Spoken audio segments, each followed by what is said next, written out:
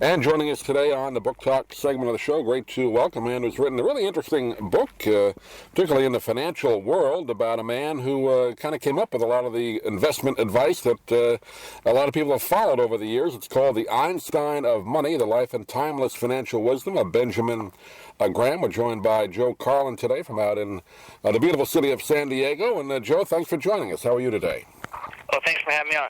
Good to have a chance to talk with you, an opportunity to read through the book. I know it's been out a few months, but I think you've kind of brought a story to people. I didn't know a lot about Benjamin Graham, but here's a guy, I guess, like you said, the Einstein of money. He was one of the first to kind of write down and come up with investment strategies, right?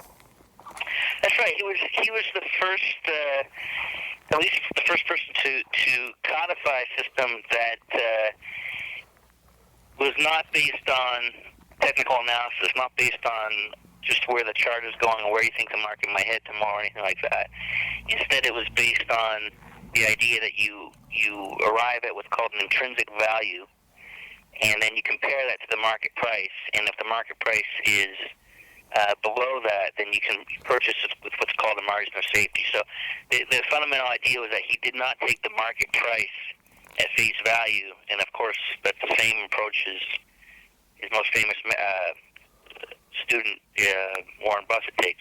Right, yeah. So many people invest on emotion, and you talk a lot about that in the book, but value investing, I guess, is that the term that you use for that, for what he did? That's correct, and Graham's considered as the father of value investing. Hey, how did you get interested in this subject to do a kind of an in-depth study on? I know you use a lot of Benjamin Graham's. I guess he had a lot of notes of his own memoirs that you were able to access, right? Yeah, his memoirs were not released until '96, and the only other biography written about him was written in '94. So when I realized that, I thought that it could be a good time to do a biography of him, especially given the fact that many of the people that work with him and live with him were getting older. So I think it was the right time to interview those people. Yeah, I know you talked to one man. Was he 106 that was still around that knew him? Is that right? One of his colleagues. Irving Kahn. Irving, right. Yeah, right. I knew there was somebody that was 106 years old when he talked to him, and he had worked with Benjamin Graham, right? That's correct. He assisted him with his course, and they were friends for a number of decades. In fact, Mr. Kahn was actually, his first day on the market in Wall Street was before the '29 crash. That's how long he's been on Wall Street. I was wondering, did he give any indication of what that day was really like? I didn't actually get to asking him about that, but yeah, that'd certainly be a great conversation to have. Yeah, that's a movie right there. I guess those couple of days leading up to it and what happened after. That's a terrible story in a sense, but I mean it'd be fascinating to know what exactly happened. And Benjamin Graham, I mean, he was an investor during that time, right? I mean, he was on Wall Street. Wasn't he a bond salesman to start? That's right. His first position on Wall Street was as a bond salesman, and he soon discovered that he just was not well suited to that. I mean, he was not sort of your gregarious, backslapping salesman. So he actually offered to quit, and his employer said, why don't, he said, look, I'm just better suited to analytical work. And he said, fine, so why don't you do analytical work? And then from that point on, he actually became the first security analyst, what's now known as a financial analyst. Was he considered, at that time, his thoughts, once he kind of developed his style of investing, was that considered radical back then? Or I guess it must have been, because we know about it today. It was different from what was going on then, right? Yeah, it was certainly different. I think a good illustration of that is Buffett had, by 49, when 1949, when Buffett was around 18 or 19, and he had read Graham's, he just started reading Graham's book, The Intelligent Investor. Before then, he had read every book about investing in the Omaha Public Library and most of the books on investing in the Library of Congress. Anyway, when he read Graham's book, he said it was the first book that made clear sense to him from start to finish. So in other words, he had read all the other books, and this was, he realized this was something new. And this was something that, an approach that actually had a long-term view and was really based on fundamentals that could last regardless of the market cycle.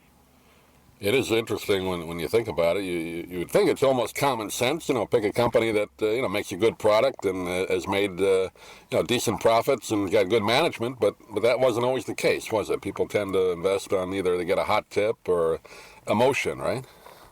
Yeah, and it's interesting because the wild swings in the market, a lot of that actually started around the time when Graham started working on Wall Street, because it was actually Graham started working on Wall Street before World War I, but it was after World War I when the market really opened up to the retail investor, like the mom and pop investor. It was after then that the market really went wild, because people who were not business people were more vulnerable to sort of the hype pitch.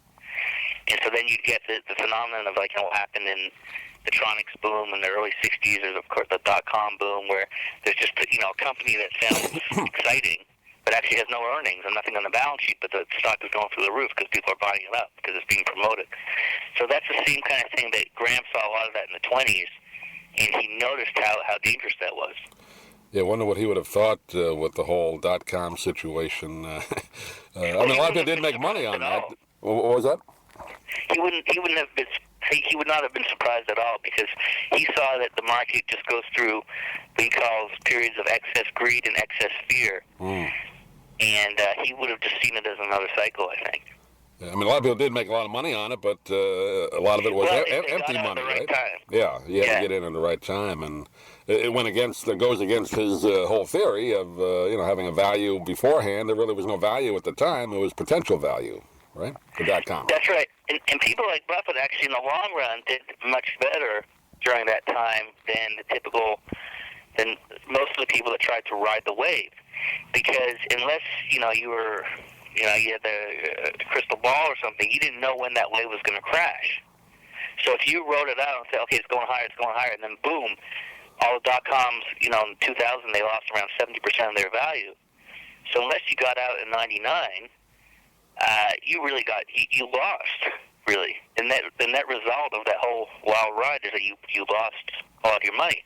Whereas while everyone else was buying dot-com stocks, Buffett was buying up boring stocks like Coca-Cola and other blue-chip companies that people were ignoring at the time, right? And they were selling at a good price. And in the long run, he did much better. Yeah, and just kind of reading his numbers over the years, of course, the whole Warren Buffett fund that people can invest in has done so well, and he was a disciple of Benjamin Graham. You also talk a little bit about Benjamin Graham's life story. Very interesting how he lived in New York City, and he had an interesting personal life, didn't he? Yeah, he had a very unconventional personal life, especially for that time, being married 3 times, and towards the end of his life living with a 4th woman who was not his wife. Yeah, I mean, he was very unconventional. He was an agnostic. He would,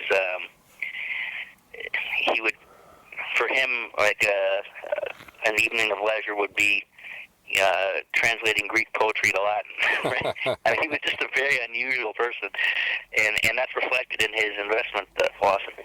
Yeah, he seemed like he had his own march to his own drummer, as they say, but he was dedicated to his craft, wasn't he? I mean, he enjoyed the aspect of researching and doing all that type of thing. I guess without computers back then, you really had to just do a lot more reading and studying than you do now, right?